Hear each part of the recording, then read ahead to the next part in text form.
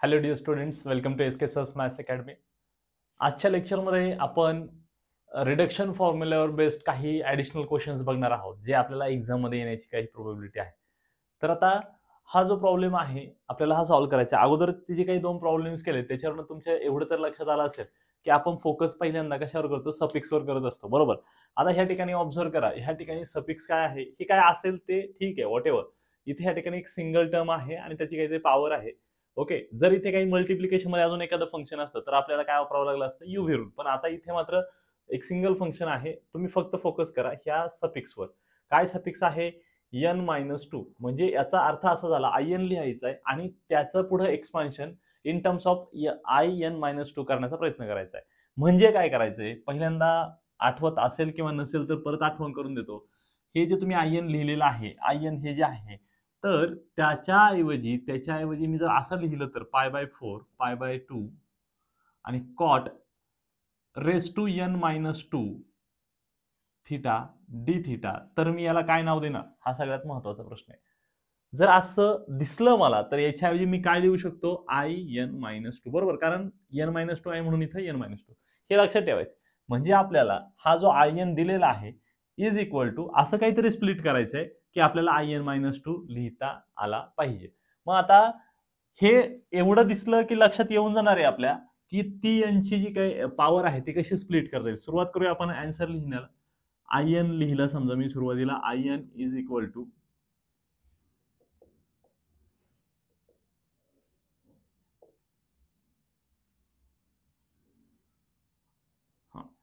आता बघा याला स्प्लिट कसं करता येईल.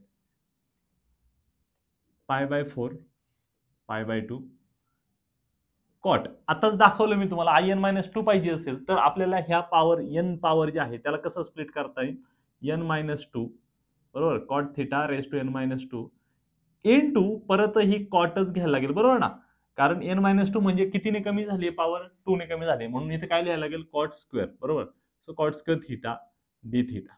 अशा पद्धतीची ऍडजस्टमेंट करावी लागेल. ही ऍडजस्टमेंट करेक्ट केली तर याला 1 मार्क मिळणार आहे आपल्याला. लक्षात, एवढंसं लिहिलं आणि direct 1 mark.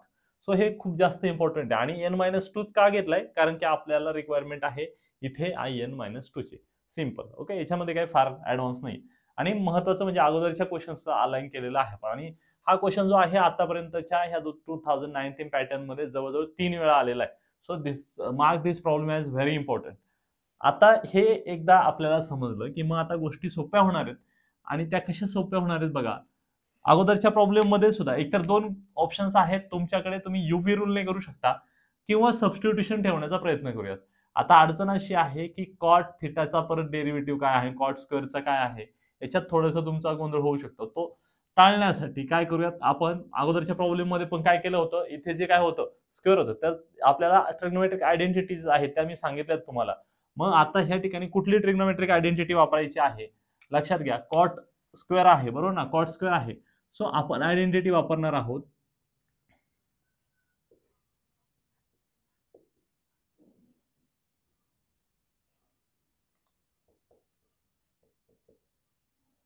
One plus cot square theta is equal to cosec square theta. Correct.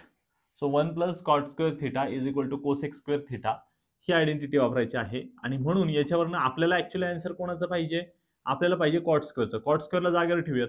So cot square theta is equal to cosec square theta पण जागेवरच राहील, कोसेक स्क्वेअर थिटा. आणि हा 1 पलीकडे गेल्यावर काय होणार, मायनस होणार आहे. काय होणार, मायनस. ही आयडेंटिटी आपल्याला ह्या ठिकाणी पुट करायची आहे किंवा यूज करायची आहे. मग आन्सर जे आहे ते कसं लिहिता येणार आहे आपल्याला, in इज इक्वल टू π/4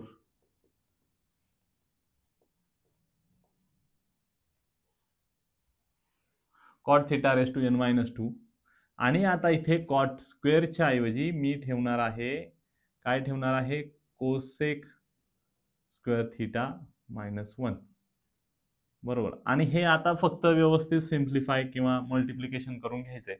ह्या टर्मने आपण ह्या कोसेक स्क्वेअरला एकदा मल्टिप्लाय करायचं, मग मायनस परत याने इथे 1 ला मल्टिप्लाय करायचंय.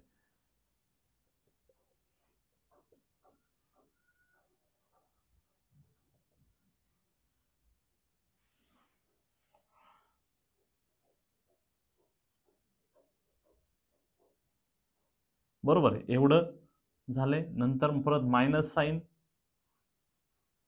आणि परत 1 ला मल्टिप्लाय करायचं, म्हणजे येणार आहे cot raise to n-2 theta आणि D theta, right.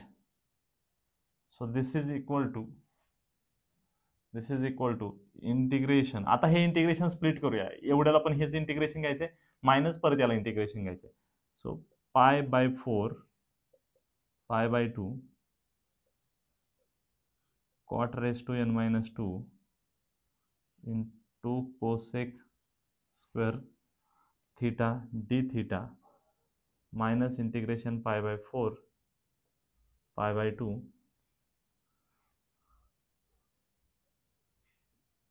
cot raised to n-2 theta d theta, right. So अशा पद्धतीने इंटिग्रेशन काय करता आलं आहे, आपल्याला स्प्लिट करता आलं. मग आता मी इथे काय लिहिले बघून घ्या. Cot raise to n-2 theta वगैरे जर असेल तर त्याच्याऐवजी बिनधास्त काय लिहिता येणार आहे, मला in-2 लिहिता येणार आहे. म्हणजे आता आपल्याला हे क्लिअर आहे की एवढ्या पार्टच्या ऐवजी काय ठेवायचे, in-2, म्हणजे एवढा पार्ट आपल्याला मिळालाय, म्हणजे एवढ्या इंटिग्रेशनचं आन्सर आपल्याला हे प्रोड्यूस करायचं आहे. आता तुम्ही मला झालं की मग काही सोपं आहे, तर ते एवढं सोपं नाहीये. हे सगळं पुढं स्प्लिट करायचे, सॉल्व्ह करायचे, मोठी प्रोसेस आहे, ते बघूयात आपण. सो तुम्हाला इथे एक गोष्ट माहिती पाहिजे. काय, कुठली गोष्ट माहिती पाहिजे बघा, की असा एक रूल मी शिकवलेला आहे.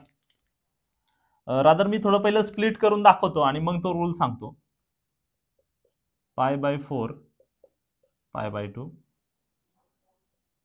हे लक्षात घ्या की कॉट रेस टू n-2 आहे, म्हणजे कॉट थिटाची पॉवर n-2 आहे. काय आहे, कॉट थिटाची पॉवर n-2 आहे. हा गोंधळ करून घेऊ नका, म्हणजे इथं असं दिसतंय, म्हणजे असं नाही, पूर्ण कॉट थिटा आहे आणि मग त्याची पॉवर n-2 आहे. ओके. आता मला एक गोष्ट माहितीये, काय माहितीये मला, डेरिव्हेटिव्ह, कोणाची डेरिव्हेटिव्ह,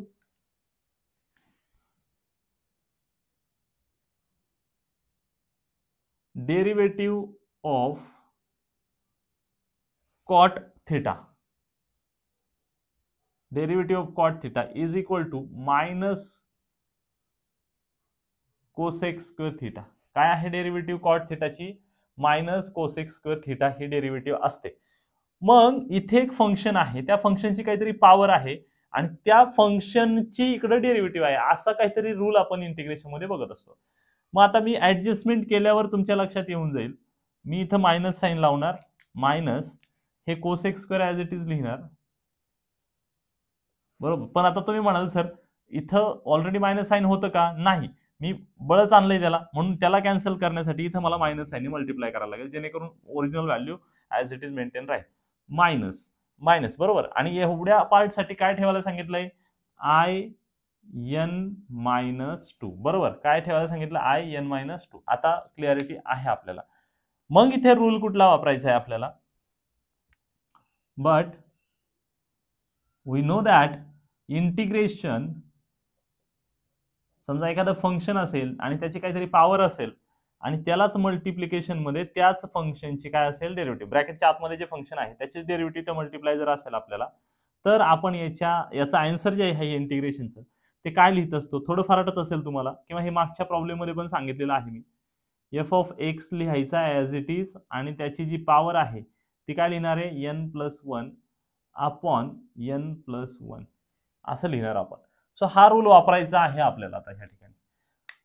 मग रूल जर वापरला आणि त्यानुसार कॅल्क्युलेशन केली तर ह्या ठिकाणी फंक्शन कुठला आहे, कॉट थिटा आहे, बरोबर. आणि त्याची पॉवर आहे n-2 आणि त्या कॉट थिटाची डेरिव्हेटिव्ह काय आहे, मायनस कोसेक स्क्वेअर थिटा, बरोबर. असं ऍडजस्टमेंट केली. मग काय आन्सर लिहिता येईल आपल्याला, याच्यावरनं काय आन्सर लिहिता येईल की जे फंक्शन आहे, म्हणजे कोणी कॉट थिटा आहे, त्या कॉट थिटाच्या संदर्भात हा रूल वापरायचा. म्हणजेच आपण लिहिणार आहोत आता फंक्शन कुठलं, कॉट थिटा, बरोबर. कॉट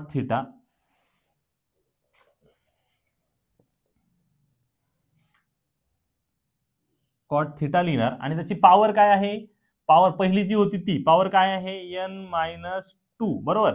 आणि त्याच्यात काय करायचंय, 1 ऍड करायचा आहे, म्हणजे +1 डिवायडेड बाय जे वर आलंय पॉवर तेच डिनॉमिनेटरला लिहायची, म्हणजे काय, n-2 + 1. आणि अर्थातच we are talking about definite integral, मग याचे लिमिट्स ठेवायचे π/4 आणि इकडे π/2. ओके. एवढं झालं. आता मायनस -2 ठेवायचं आहे, बरोबर. आता एवढं केलंय आपण. मग त्या प्रत्यक्ष डेफिनेट ज्या व्हॅल्यूज आहेत त्या तिथे पुट करायच्यात. त्याच्या अगोदर एकदा सिम्प्लिफाय करून लिहूयात आपण काय आन्सर येते. हे सगळं ह्या बाजूला काय आहे, IN आहे, बरोबर. सो कॉट रेस टू काय येईल ते सांगा पहिलं. कॉट रेस टू n बघा -2 + 1 म्हणजे -1 म्हणजे n - 1 थीटा अपॉन काय येणार आहे इथं n - 1. लिमिट्स पॉइंट्स आहेत π/4 to π/2 -in - 2. n - 1 तर कॉन्स्टंट आहे म्हणून त्याला काय करा, n - 1 ला बाहेर लिहा आणि मग आतमध्ये लिहा कॉट n - 1 आणि थीटाच्या ऐवजी काय ठेवायचंय π/2 मायनस, आता लोअर लिमिट ठेवा, कॉट रेस टू n - 1 आणि त्याची व्हॅल्यू ठेवायची π/4 -in - 2, राईट. ऑब्झर्व करा, लक्षात आलं असेल, we are almost there. 1 - n - 1 आलेला आहे म्हणजे याचा अर्थ याच्यापैकी कुठला तरी एक 0 असेल आणि कुठला तरी एक 1 असेल. ओके, आणि याच्यानंतर डायरेक्ट जरी 1/n - 1 लिहिलं then still you will get full marks. So don't worry. आता महत्वाचं काय आहे की आपल्याला माहित असणाऱ्या व्हॅल्यूज कोणाच्या, कॉट π/2 ची व्हॅल्यू काय आहे हे माहिती पाहिजे, बरोबर. सो कॉट π/2 काय असतो 0 आणि कॉट π/4 काय असतो किंवा टॅन π/4 काय असतो माहिती पाहिजे 1 असतो, बरोबर. मग ह्या दोनही व्हॅल्यू इथं जर पुट केल्या तर काय मिळणार आपल्याला 1/n - 1 आणि ब्रॅकेटमध्ये याचा आन्सर काय येणार आहे सांगा, कॉट π/2 0 असतो म्हणजे 0 - 1 -in - 2. ह्या ठिकाणी आपण मायनस साइन मिस केलंय बघा. इथे मायनस साइन होतं की नाही, इथे लिहिताना चुकून माझ्याकडनं काय झालंय मायनस साइन राहून गेले. सो इथे मायनस साइन आहे. सो प्रत्येक ठिकाणी मायनस साइन, इथे मायनस साइन आहे, ठीक आहे. इथे मायनस साइन आहे, मग इथे सुद्धा काय मायनस साइन आहे, इथे सुद्धा काय मायनस साइन आहे. आता इथे कळालं कसं मला, कारण इथे -1 यायला लागला होता. म्हणजे तुम्हाला अशा प्रत्येक स्टेपवर कळालं पाहिजे की आपण काय चुकीचं करतोय की बरोबर करतोय. सो इथे बघा आता हे मायनस आणि हे मायनस, मायनस मायनस प्लस होईल. सो आन्सर मिळणार आहे IN is equal to 1/n - 1 -in - 2, बरोबर. सो हे एक्सप्रेशन मिळालं आपल्याला जे आपल्याला रिक्वायर्ड होतं. सो ह्या एक्सप्रेशनला ए बोलूयात आपण. याचा यूज करून आपल्याला काय करायचं आहे, I3 फाइंड आउट करायचं आहे, बरोबर. सो हा जो आहे हा पार्ट 1 आणि आता याच्या पुढे करायचं तो पार्ट 2. पार्ट 1 ला 3 मार्क्स, पार्ट 2 ला 2 मार्क्स मिळतील. इथे विचारलंय I3 फाइंड आउट करा. सिंपल लॉजिक आहे, जर मला I3 पाहिजे असेल तर आता ह्या एक्सप्रेशन मध्ये काय ठेवली पाहिजे यांची व्हॅल्यू. सिंपल आणि स्ट्रेट फॉरवर्ड क्वेश्चन आहे, बरोबर. मग आता इथे n आहे 3 पाहिजे, इथे 3 मायनस जर आपण 3 ठेवला तर इथं 3 येईल, इथं 3 - 2 चालतंय, काय अडचण नाही. म्हणून आपण काय करणार आहोत आता, समजा put n is equal to 3 in equation A. A जे इक्वेशन आहे त्याच्यामध्ये 3 पुट करायचं आहे. काय मिळेल, I3 is equal to 1 minus काय लिहायचं आहे सांगा, इथे तुम्हाला लिहायचंय 3 - 1 म्हणजे काय येणार आहे 2 मायनस n - 2 काय येणार आहे n - 2 म्हणजे 3 - 2. समजत नसेल तर नीट लिहितो, काय अडचण नाही, 3 - 1 लिहितो. Therefore I3 is equal to 1/2 minus काय लिहिणार आहोत आपण I1, बरोबर. हे एक एक्सप्रेशन मिळालंय तुम्हाला. तुम्हाला I3 ची व्हॅल्यू फाइंड आउट करायची होती पण तुम्हाला मिळालेली नाही, त्याच्याऐवजी I1 मिळाला. मग आता I1 व्हॅल्यू कॅल्क्युलेट करायला लागणार आहे, ठीक आहे. सो परत काय करूयात मग आता,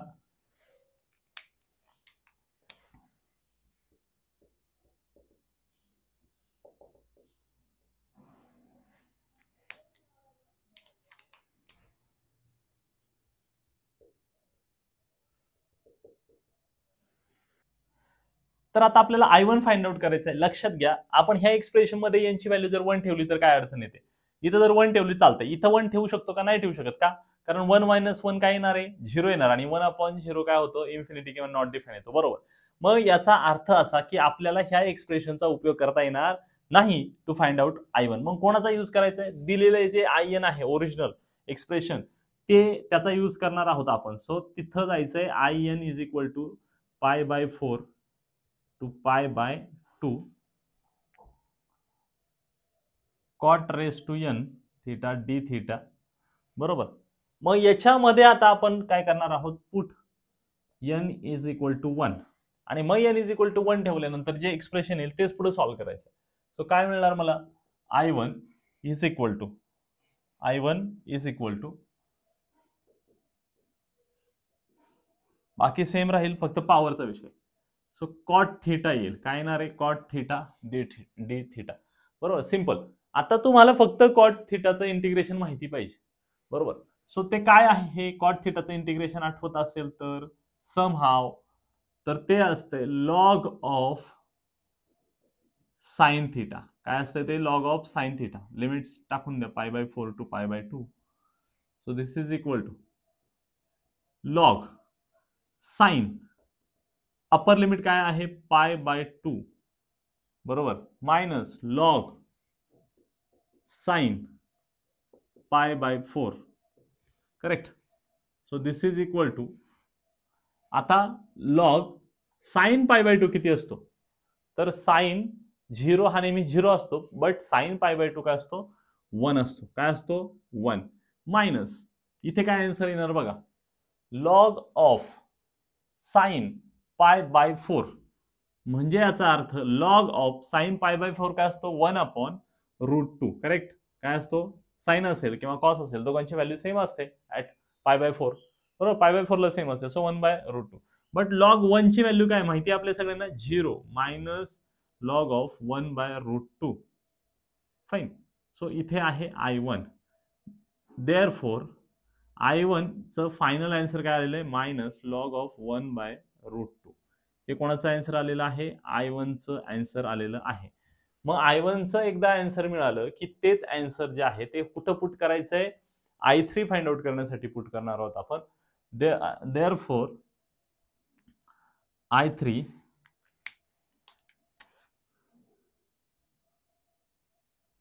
इज इक्वल टू काय आहे, I3 1/2 मायनस I1 असा आन्सर आहे आपल्याकडे.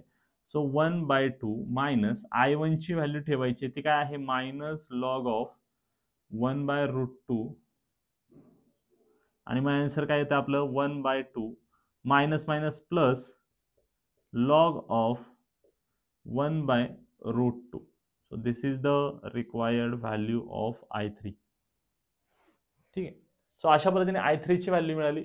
मग ह्या पूर्ण प्रॉब्लेम मध्ये आपण नोटीस केला असेल, सगळ्यात महत्वाचा पार्ट काय आहे, तो आहे हा सुरुवातीचा. हे स्प्लिट करता आलं पाहिजे, आणि त्याच्यात एखाद्याची सबस्टिट्यूशन ठेवायची का UV रूल ठेवायचा आहे किंवा वापरायचा आहे हे कळलं पाहिजे. इथून पुढे आपण जो प्रॉब्लेम घेणार आहे त्याच्यात आपण UV रूलने कसं करायचं, एखादा एक्झाम्पल जेव्हा 2 फंक्शन दिलेले असतील तर ते आपण बघणार आहोत, किंवा एकच फंक्शन स्प्लिट करून कसं करायचं ते पण बघणार आहोत. ठीक आहे.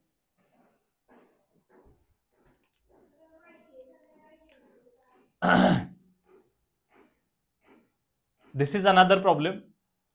ह्या प्रॉब्लेम मध्ये सुद्धा अगोदर जे प्रोसिजर केली आहे तसंच करायचंय, बट समहाव लॉजिक थोडं बदलू शकतं. सगळ्यात महत्वाचं काय आहे आपल्यासाठी, जो इंटरेस्ट म्हणजे जो पॉइंट ऑफ इंटरेस्ट आहे तो काय आहे, IN-2. महत्वाचं तो दिसणार कसा बघा, 0 to π/4 sec raise to n-2 theta D theta. याला काय म्हणणार आहोत आपण, याला IN-2 म्हणणार आहोत. ओके, सो n-2 म्हणणार आहोत, हे समजून घ्या. मग सुरुवात करूयात प्रॉब्लेमची. आता इथे काय वेगळं फाइंड आउट करायचं नाही, फक्त प्रूव्ह करायचं. सो त्याच्यासाठी काय करायला लागेल, पहिल्यांदा IN लिहूयात आपण. IN is equal to 0 to π/4 sec raise to n theta D theta. काय स्प्लिट करायचं ही माहिती, ह्या सेकला स्प्लिट करणार आपण. सो 0 टू π/4, आणि ही रिक्वायरमेंट असल्यामुळं आपल्याला माहिती आहे ही टर्म इथे प्रोड्यूस करायची म्हणजे लिहायची आहे sec raise to n-2 theta. Okay, आणि ते लिहिल्याच्या नंतर काय करणार आपण, काय लिहावं लागेल, सेक स्क्वेअर थीटा लिहावं लागेल, बरोबर ना. n-2 केलाय म्हणून इथे सेक स्क्वेअर थीटा, बरोबर. हा n असा स्प्लिट केला आपण, डी थीटा. आता तुमच्या डोक्यात येईल की सर मग आपण सेक्स स्क्वेअरच्या ऐवजी ठेवू का, व्हॅल्यू ठेवायची का, जसं आपल्याला माहिती आहे 1 प्लस जी आयडेंटिटी आहे बरोबर ना, तर ते ठेवायचंय का 1 plus x square theta is equal to tan square theta, किंवा असं जे आहे आयडेंटिटी तशी वापरायची का नाही. तर इथं थोडंसं वेगळं करावं लागेल. त्याचं कारण असं की सेक जो आहे सेक, तर सेक थिटाची डेरिव्हेटिव्ह जी आहे ती आपल्यासाठी प्रॉब्लेमॅटिक होऊ शकते. सो इथे युव्ही रूलचा यूज करूयात आपण. आता काय करूयात, याला यू म्हणूयात, याला फी म्हणायचं आहे. आणि आता युव्ही रूलचा यूज करायचा आहे. त्याच्या अगोदर परत एकदा रूल बघून घेऊयात आपण, युव्ही रूल कसा वापरायचा ते. आणि महत्वाचं म्हणजे नॉर्मली वापरतो त्याच्यापेक्षा हा डेफिनेट इंटिग्रेशन आहे, तर थोडासा रूल बदलेल. बघून घ्या, इंटिग्रेशन यू फी, समजा मी तुम्हाला एक्सच्या भाषेत सांगतो. इथे ए टू बी असा रूल आहे. ओके, समजा हे डेफिनेट इंटिग्रल आहे, तर ह्या ठिकाणी चेंज सगळ्यात मोठा काय आहे, इथे ब्रॅकेट टाकलाय लक्षात घ्या, यू, त्याच्यानंतर इंटिग्रेशन ऑफ व्ही डीएक्स. आणि महत्वाचा चेंज आपल्याला नॉर्मल सिनेरिओ पेक्षा इथं असा दिसेल की लिमिट्स कोणाचे घ्यायचे, पूर्ण ब्रॅकेटचे लिमिट्स ठेवायचे. नॉर्मली काय फक्त इंटिग्रेशन घ्यायचो आपण, आणि एखाद्याला वाटेल की मग ह्या इंटिग्रेशनचेच लिमिट्स घ्यायचे का, नाही, तर इथे एकत्र कॅल्क्युलेशन करायचे आणि मग त्या आलेल्या या दोन्हींच्या प्रॉडक्टचं आपल्याला मग काय करायचे, प्रॉडक्ट मध्ये काय ठेवायचे, लिमिट्स ठेवायचे. हा महत्वाचा बदल आहे, महत्वाचा चेंज, एवढं लक्षात घ्या. मायनस मायनस, मग काय करायचं, इंटिग्रेशन, लिमिट्स आहेत ए टू बी बरोबर, मग डेरिव्हेटिव्ह घ्यायची कोणाची, यू ची derivative with respect to x, आणि परत इंटिग्रेशन घ्यायचंय. आता मात्र ह्या इंटिग्रेशनला लिमिट पॉइंट्स ठेवायचे नाहीत, म्हणजे त्याचे लिमिट्स काढायचं नाहीये, सॉरी डेफिनेट इंटिग्रल काढायचं नाहीये, इनडेफिनेटच ठेवायचंय. कोणाचं इंटिग्रेशन करतो, फीचं बरोबर, आणि मग फी डी एक्स येणार, आणि फायनली परत एकदा डीएक्स. हा रूल फार महत्वाचा, व्हेरी इम्पॉर्टंट. याच्यात आपल्याला माहित असणाऱ्या गोष्टींचं लॉजिक लावायला गेला तर इथे चुकणारे, इथं आपण काय ठेवू शकतो, लिमिट पॉईंट ठेवू शकतो, ठेवायचे नाही. इथे ठेवलेत नाही एकदा, बस झालं, इकडे ठेवायचे नाही. इथे पण बघा, फक्त याचे लिमिट पॉईंट्स ठेवायचे का नाही, तर त्याच्याऐवजी पूर्ण ब्रॅकेटचे लिमिट पॉईंट्स ठेवायचे. महत्वाचा बदल लक्षात घ्या ह्या रूल मध्ये जे काही सांगितलं ते. सो आता आपल्याला आन्सर लिहायचंय I n is equal to, आता हे खूप लेंदी असणार, प्रॉपरली करायला लागेल. काय करणार आहोत आपण, पहिल्यांदा लिहायचं यू, पहिल्यांदा तर काय करूया, ब्रॅकेट टाकूया, यू लिहायचं. यू कोण आहे, sec, sec theta raise to N minus two बरोबर.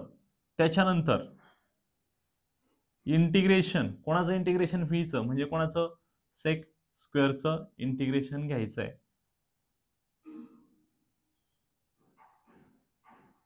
आणि ह्या पूर्ण ब्रॅकेटचे लिमिट पॉइंट्स ठेवायचे, ते ए टू बी नाही ठेवणार. आता आपण ऍक्च्युअली जे दिलेले लिमिट्स आहेत ते ठेवणार. ते काय आहेत, ते लिमिट्स 0 टू π/4. ठीक, सो हे लक्षात आलं आपल्या. याच्या पुढे याचं कॅल्क्युलेशन करायचंय.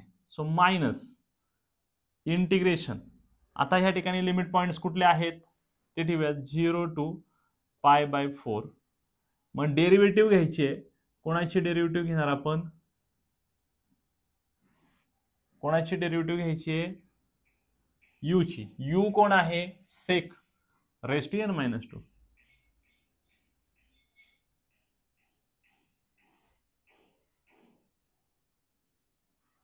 बरोबर, ही डेरिव्हेटिव्ह घ्यायची. आणि त्याच्यानंतर आता इथे थोडंसं खाली लिहितो बरं का मी, हे झालं डेरिव्हेटिव्ह. नंतर काय, इंटिग्रेशन, इंटिग्रेशन घ्यायचंय बरोबर ना. इंटिग्रेशन, कोणाचं इंटिग्रेशन घेणार आहोत आता, इथे हे मल्टिप्लिकेशन मध्ये आहे, म्हणजे हा असा ब्रॅकेट इकडनं, इंटिग्रेशन फीचं इंटिग्रेशन घ्यायचं, म्हणजे सेक स्क्वेअरचं डी थिटा, ब्रॅकेट कम्प्लीट, आणि परत काय आहे, डी थिटा बरोबर. ह्या इंटिग्रेशनसाठीचा हा डी थिटा. आय होप हे लक्षात आलेलं असेल. इथं थोडं स्प्लिट करून, म्हणजे हे हा ब्रॅकेट कुठं संपतो, इथं संपतो, आणि यांच्यामध्ये काय आहे, मल्टिप्लिकेशन आहे. सो त्याचा गोंधळ करून घेऊ नका. सॉल्व करूयात. This is equal to sec raise to, हे ॲज इट इज येणार, sec theta raise to N minus two. याचं इंटिग्रेशन काय येतं, असं हा सेक स्क्वेअरचं इंटिग्रेशन काय येणार आहे, लक्षात घ्या. सेक स्क्वेअरचं इंटिग्रेशन काय येतं, टॅन एक्स, म्हणजे टॅन थिटा लिहावं लागेल. काय लिहिणार आपण, टॅन थिटा त्याचे limit points 0 to π/4 minus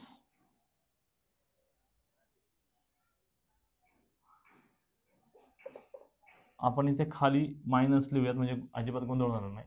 integration 0 to π/4 derivative of sec, पण त्याची पॉवर आहे म्हणजे तो नॉर्मली जो रूल आहे ना एफ ऑफ एक्स, बरं इथे सांगतो मी तुम्हाला.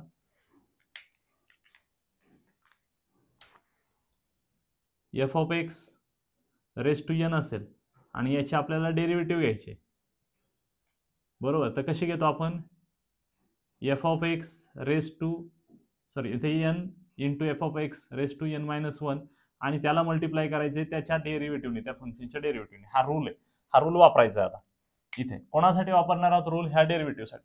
ते थोडं कॉम्प्लिकेटेड आहे, एकदा समजलं की काय अडचण येणार नाही. सो इथे येणार आहे n-2 सेक रेस टू, बघा सेक रेस टू काय येणार, n-2 -1, बरोबर असं येणार थिटा. बट हे फंक्शन झालं, हे झालं, पण ते हे जे काही फंक्शन आहे तुमचं सेक फंक्शन आहे त्याचं काय लिहायचे, त्याची डेरिव्हेटिव्ह लिहायची. आणि त्याची डेरिव्हेटिव्ह जी आहे सेक ह्या फंक्शनची, तर काय असते ती सेक थिटा टॅन थिटा. काय असणार आहे ती, sec theta into tan theta अशी त्याची डेरिव्हेटिव्ह असणार आहे, बरोबर. आणि इथे आहे तुमचा इंटिग्रेशन सेक स्क्वेअर थिटा. आताच सांगितल्याप्रमाणे सेक स्क्वेअर थिटाची इंटिग्रेशन जे आहे ते काय येतं, इथे लिहून ठेवतो. सेक स्क्वेअर थिटा याचं इंटिग्रेशन येणार आहे टॅन थिटा, बरोबर. हा एक माहित पाहिजे आपल्याला. आणि दुसरं म्हणजे इथं आता सांगितलेलं ते एक इंटिग्रेशन डेरिव्हेटिव्ह माहिती पाहिजे. सेक थिटाची डेरिव्हेटिव्ह काय ते सेक एक्स टॅन एक्स म्हणजे sec theta tan theta.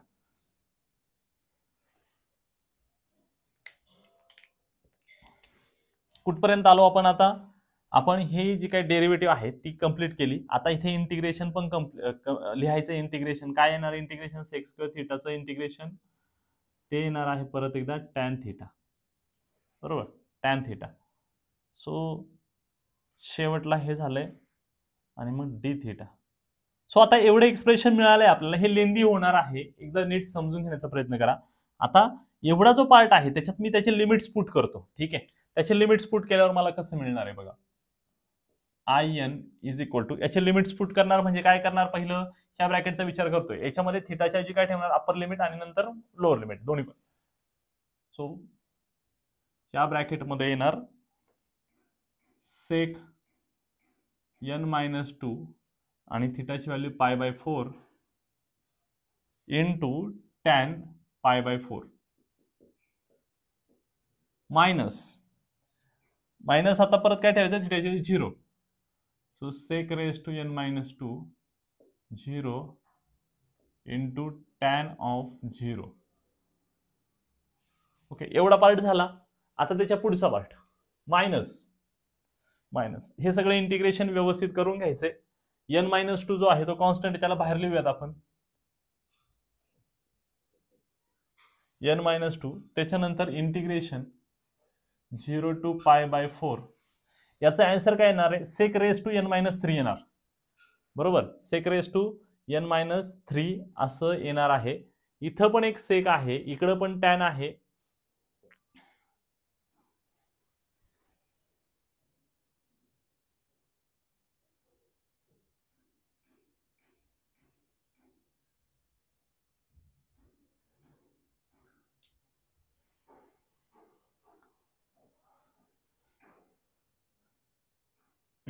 So इथे सेक आहे, सेक रेस टू -3 येणार आणि परत हा सेक. म्हणजे ह्या एवढ्या याचं सगळं एकत्र जर कॅल्क्युलेशन केलं, हे नीट लिहिण्याची गरज आहे फार, त्याच्याशिवाय समजणार नाही. एवढा पार्ट जो आहे याचा आन्सर जर काढायला गेलो आपण तर काय आन्सर काय येणार आहे बघा. ते पॉवरचा विचार करूयात फक्त पॉवरचा विचार करूयात. साईडला सांगतो मी इथे सेक रेस टू काय n-3 परत त्याच्या शेजारी काय सेक थिटा. एवढ्याचं कॅल्क्युलेशन केलं तर आता परत सेक एकदाच लिहायचं, सेक बरोबर एकदाच लिहिलं आपण सेक. तर आन्सर कसं येणार आहे आपल्याकडे नीट बघून घ्या. n-3 आणि इथली पॉवर 1 म्हणजे काय होणार +1 म्हणजे याचा अर्थ फायनली माझी व्हॅल्यू जी आहे ती काय येणार आहे सांगा, सेक एवढ्याचा आन्सर काय येईल, n-2 येणार. काय येणार, सेक रेस टू n-2 थीटा, बरोबर. आणि म्हणून मी एवढ्याचं आन्सर जे आहे, एवढ्या पूर्ण पार्टचा आन्सर काय लिहिणार आहे, सेक n-2 थीटा असं माझं आन्सर येणार एवढ्या पार्टचं. आणि नंतर काय लिहायला लागेल मला, tan इंटू tan काय होणार, tan स्क्वेअर डी थीटा. मग मला ज्या ट्रिग्नोमेट्रिक आयडेंटिटीज पार्ट आहेत, बरोबर ना, त्या ट्रिग्नोमेट्रिक आयडेंटिटीज वापरायच्या आहेत, बरोबर. सो मग याच्यातल्या कुठल्या ट्रिग्नोमेट्रिक आयडेंटिटीज वापरता येणार आहे मला,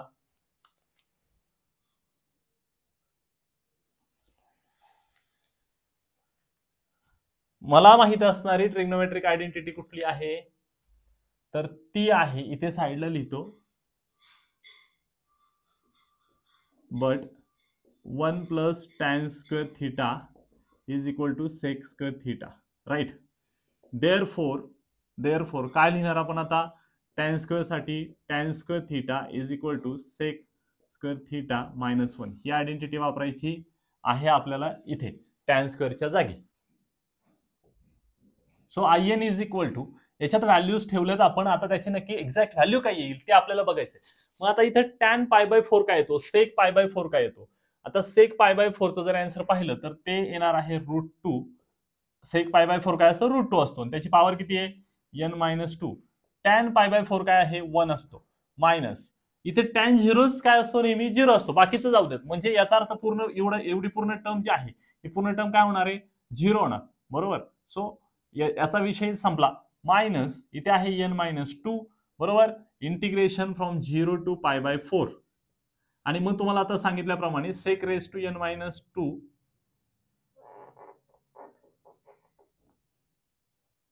थीटा, आणि tan स्क्वेअरच्या ऐवजी मी तुम्हाला ठेवायला सांगितलेलं आहे सेक स्क्वेअर थीटा -1.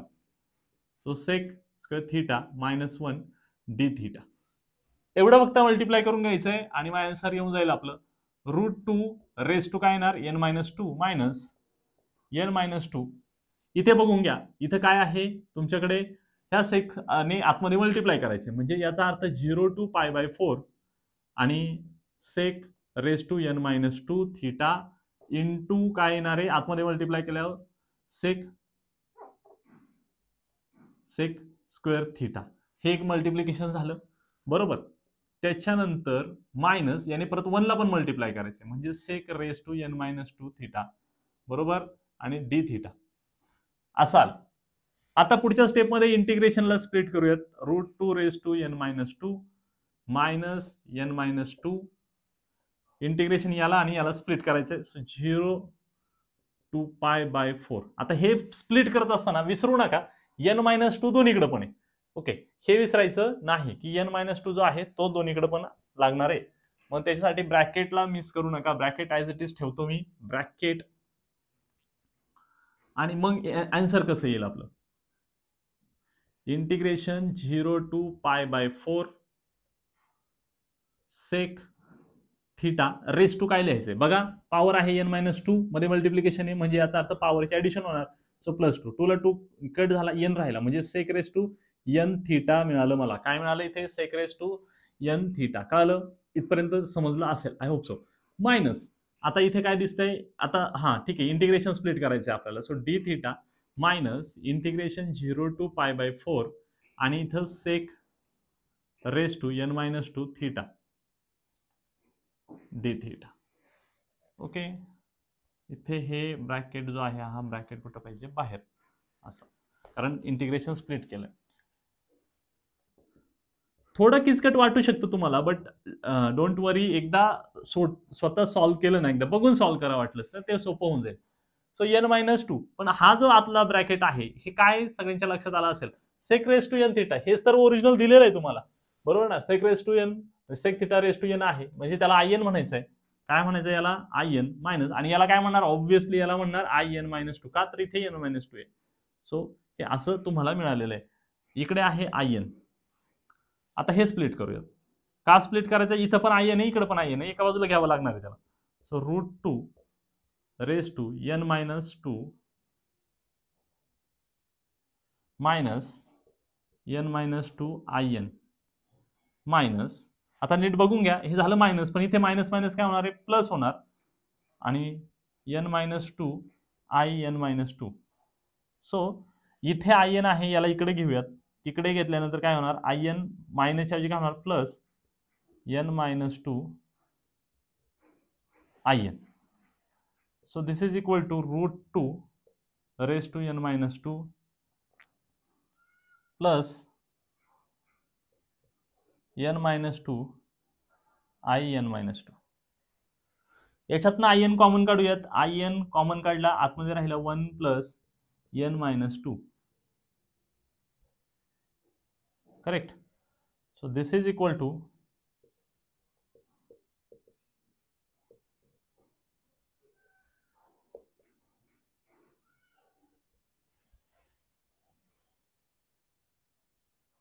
फाईन. आता इथपर्यंत पोहोचलोय, पुढे काय होणार आहे बघा, याचं आन्सर काय येईल, n तर जागेवर राहील, इथं 1 मायनस 2 म्हणजे याचा अर्थ काय येणार आहे आन्सर in, आणि ब्रॅकेटमध्ये येणार आहे n मायनस 1, काय येणार n minus 1 root 2 raise to n minus 2 plus n minus 2 in minus 2. हे चिल्लर आहे, बाकी सोपं आहे. सो याच्या पुढे गेल्यानंतर काय मिळणार आहे आपल्याला, in ला एका बाजूला ठेवायचंय, इज इक्वल टू हे जे आहे n मायनस 1 इकडे थ्रू डिवाइड करायचंय, बरोबर ना. डिवाइड केल्यानंतर काय येणार आहे बघा, root 2 raise to n minus 2 upon n minus 1 plus n minus 2 upon n minus 1 in minus 2, बरोबर. सो हे आपल्याला आन्सर मिळालेलं आहे.